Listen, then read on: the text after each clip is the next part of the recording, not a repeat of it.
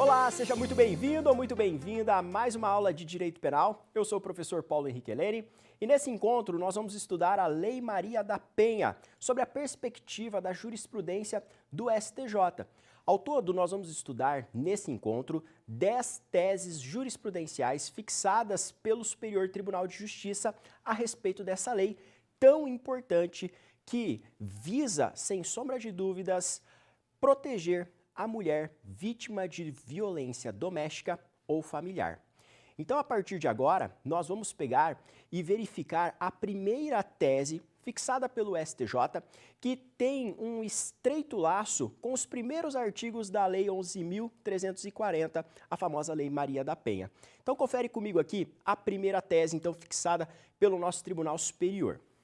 A Lei 11.340 de 2006, denominada Lei Maria da Penha, objetiva proteger a mulher da violência doméstica e familiar, que lhe cause morte, lesão, sofrimento físico, sexual ou psicológico, e dano moral ou patrimonial, desde que o crime seja cometido no âmbito da unidade doméstica, da família ou em qualquer relação íntima de afeto. Então, essa primeira tese aqui, na verdade, ela vem ao encontro do que disciplina o artigo 5º da Lei 11.340 e também o artigo 7º. É importante eu frisar para você que o artigo 7º, por exemplo, ele conceitua as formas de violência que nós podemos ter em situações práticas praticadas contra a mulher no ambiente doméstico ou familiar. A legislação fala em violência física, a legislação fala em violência psicológica, violência sexual, violência moral e também fala sobre violência patrimonial. Esse artigo 7º é importante você anotar e depois dar uma conferida. Ele traz ali 5 situações, portanto, mas não se engane, trata-se de um rol exemplificativo de violências. É possível da gente encontrar em outras legislações a violência processual, a violência política. Então, nós temos ali na Lei Maria da Penha um rol exemplificativo, porque a partir do estudo de outras leis você encontra também outras formas de violência. Essa processual, por exemplo, ela vem prevista na Lei Mari Ferrer, da Mariana Ferrer, aquele caso emblemático em que a vítima acabou sendo colocada diante de uma situação extremamente constrangedora e desagradável numa audiência de instrução. Essa lei Mariana Ferrer, ela promoveu uma alteração bem significativa também no Código de Processo Penal, de modo que, a partir dela, os magistrados, membros do Ministério Público, promotores, os advogados, defensores públicos têm que tomar uma cautela no momento em que vão ali ouvir a vítima de um delito sexual. Não ali constrangendo ela, não fazendo alegações ou imputações que desabonem a palavra dela, que gerem um constrangimento enorme, porque senão nós vamos ter ali um processo nítido de revitimização, que é a vitimização secundária, que é anunciada pela criminologia que nós temos aí nos livros de direito. Então, nós temos aqui uma preocupação em evitar que a vítima seja novamente constrangida em razão da prática daquele delito. A Lei Mari Ferrer, ela protege a vítima dessa vitimização secundária, que é uma hipótese de violência processual, para além dessas hipóteses que você tem na Lei Maria da Penha. Entendeu? Então, vem aqui comigo e, destaco para você também no slide que nós temos não só a questão de violência física, né? Muita gente se equivoca, mas como eu disse, aparece violência sexual, psicológica, mas inclui-se ali também o dano moral ou patrimonial. Show de bola? Então essa é a primeira tese fixada pelo STJ a respeito dessa lei tão importante. Agora eu quero apresentar para você uma segunda tese que despenca nos concursos públicos, é uma tese que pode aparecer no exame de ordem, então para quem está se preparando ou está estudando essa disciplina ao longo da faculdade, é importante você saber de que não é necessária a coabitação para a aplicação da Lei Maria da Penha. Olha só comigo a segunda tese fixada pelo STJ, que tornou-se até súmula. Para a configuração da violência doméstica e familiar prevista no artigo 5º da Lei Maria da Penha, não se exige a coabitação entre autor e vítima, súmula 600 do STJ. Isso significa dizer que, atualmente, é pacífica a orientação de que é possível aplicar a Lei Maria da Penha, ainda que você esteja diante de um relacionamento de namoro, tá bem? Porque não se exige o quê? Que ambos os protagonistas, tanto o sujeito ativo como o sujeito passivo, estejam debaixo do mesmo teto, convivam no mesmo lar, tá bem? Isso é dispensado pela jurisprudência e, inclusive, isso é destaque também na própria redação que você encontra lá na Lei 11.340. Então, é bem importante essa tese aqui, porque reforça que a Lei Maria da Penha, ela é perfeitamente possível aplicar num contexto de violência em que um ex-namorado agride a ex-namorada por conta do relacionamento prévio, por conta de ciúmes ou qualquer outra motivação, entendeu? Ainda que eles não sejam domiciliados no mesmo endereço, não tenham convivido embaixo do mesmo lar. Tudo bem? Então é dispensada a coabitação.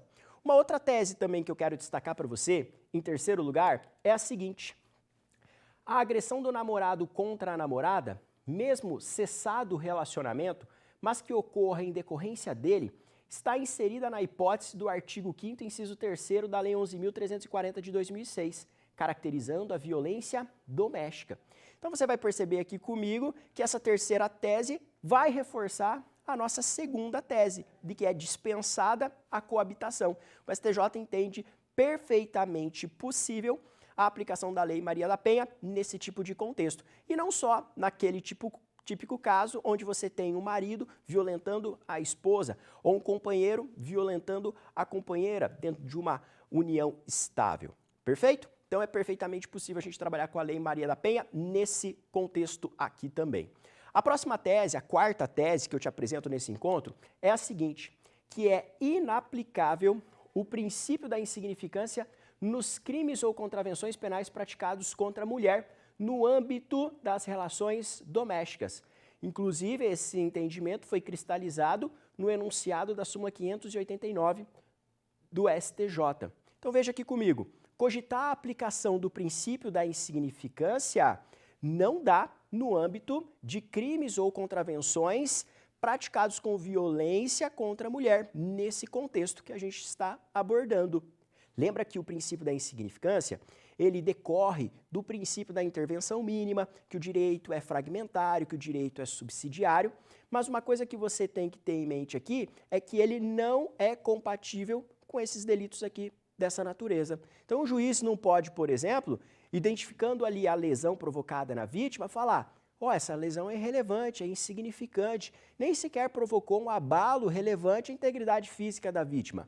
Não, ele não pode trabalhar sob essa perspectiva de eliminação da tipicidade material. Então ele não pode aplicar o princípio da insignificância.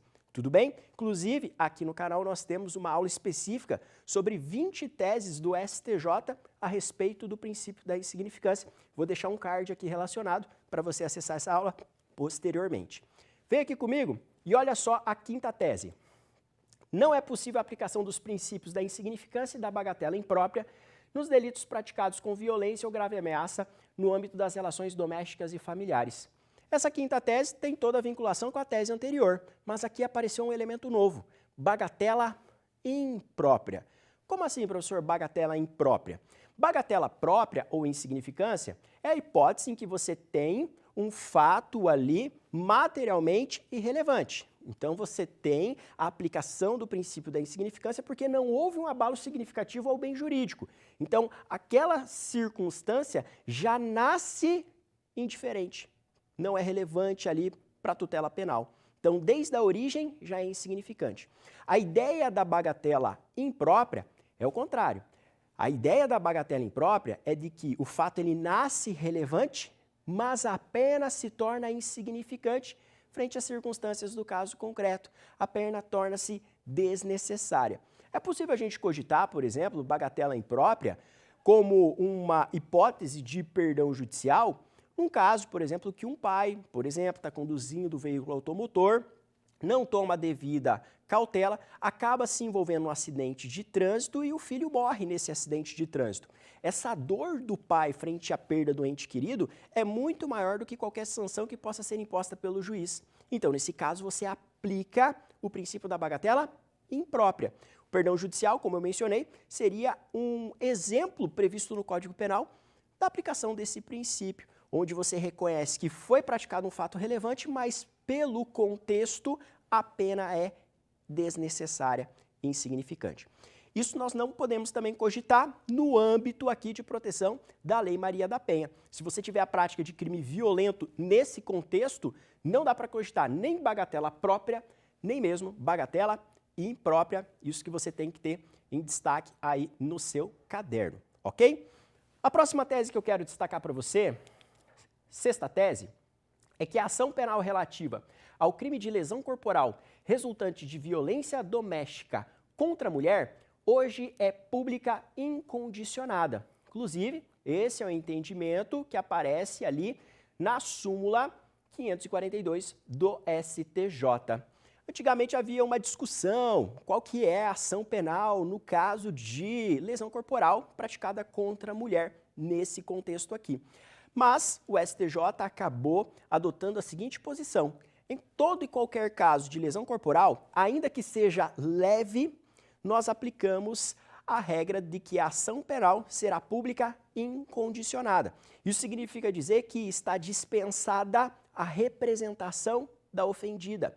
Não precisa da representação da vítima para ser deflagrada a persecução penal. Então, o Estado, tomando conhecimento dessa violência praticada contra a mulher, ele já pode apurar a prática daquele delito, instaurar um inquérito policial, o Ministério Público, convencido de que existiu o crime e tendo ali se convencido da autoria delitiva, pode oferecer denúncia. E a vítima não faz nada, entendeu? Então, em crimes de lesão corporal, a ação penal pública incondicionada, entendimento pacificado pelo STJ. Antigamente tinha uma discussão grande a respeito da representação ou não, mas hoje está tranquilo esse ponto.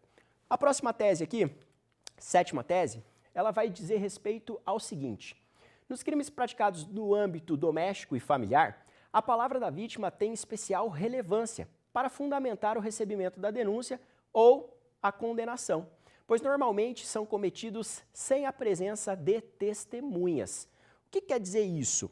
Aqui quer dizer que a vítima, a palavra dela tem um peso especial, principalmente porque nesse contexto de violência doméstica, muitas vezes não tem nenhuma testemunha, ninguém presenciou a prática daquele crime, somente estava na cena o agressor e a agredida. Então, nesse caso, a palavra da vítima tem um peso especial. Afinal de contas, ela estava sozinha naquele local, entendeu? Então, o juiz pode considerar isso para o decreto de uma sentença condenatória. Tudo bem? Claro, desde que ele verifique que essa palavra seja harmônica. Desde o primeiro depoimento até a oitiva dela em juízo, ela narrou as mesmas circunstâncias. Em nenhum momento a vítima titubeou. Então, nós temos aqui a possibilidade de uma condenação.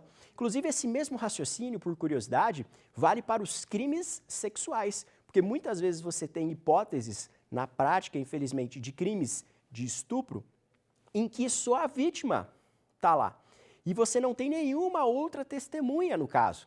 Então, o STJ também traz esse raciocínio de que a palavra da vítima, nesse tipo de contexto, tem um peso mais significativo. Tudo bem? Como colocado aqui na tela, tem especial relevância para fundamentar o recebimento da denúncia no momento inicial ou até mesmo a condenação lá na sentença. Tudo bem? Próxima tese que eu trago aqui para você é a seguinte, oitava. Suspensão condicional do processo e transação penal não se aplicam na hipótese de delitos sujeitos ao rito da Lei Maria da Penha, súmula 536 do STJ. Então, nós temos aqui mais um entendimento sumulado do nosso STJ e que vai trazer aqui a proibição da aplicação de institutos despenalizadores, como é o caso da transação penal, que aparece lá no artigo 76 da Lei 9.099, e o caso da suspensão condicional do processo, que aparece no artigo 89 da mesma lei 9.099, que é a Lei dos Juizados Especiais Criminais. Isso aqui decorre de uma previsão que existe lá na Lei Maria da Penha, no artigo 41. O artigo 41 da Lei 11.340, que é a Lei Maria da Penha, veda a aplicação da Lei 9.099. Então, por isso a conclusão do STJ, que não dá para cogitar esses benefícios aqui, na hipótese de uma lesão corporal praticada contra a mulher, na hipótese de uma ameaça praticada contra a mulher ou outro qualquer delito, entendeu? Então, muito cuidado, nenhum desses benefícios pode ser aplicado, nem a transação penal, que você aplicaria teoricamente para infrações de menor potencial ofensivo antes mesmo de ser deflagrada a persecução penal, antes mesmo de você ter uma acusação formal, oferecimento de denúncia, o Ministério Público ofereceria essa transação, não é possível, nem na hipótese de você já ter uma denúncia formal e ter os requisitos ali da suspensão condicional do processo, como, por exemplo, a pena mínima do delito ser igual ou inferior a 1 ano. Então, mesmo tendo esses benefícios, aliás, esses requisitos, não dá para aplicar em crimes que envolvam esse contexto aqui da Lei Maria da Penha. Tudo bem? Fácil?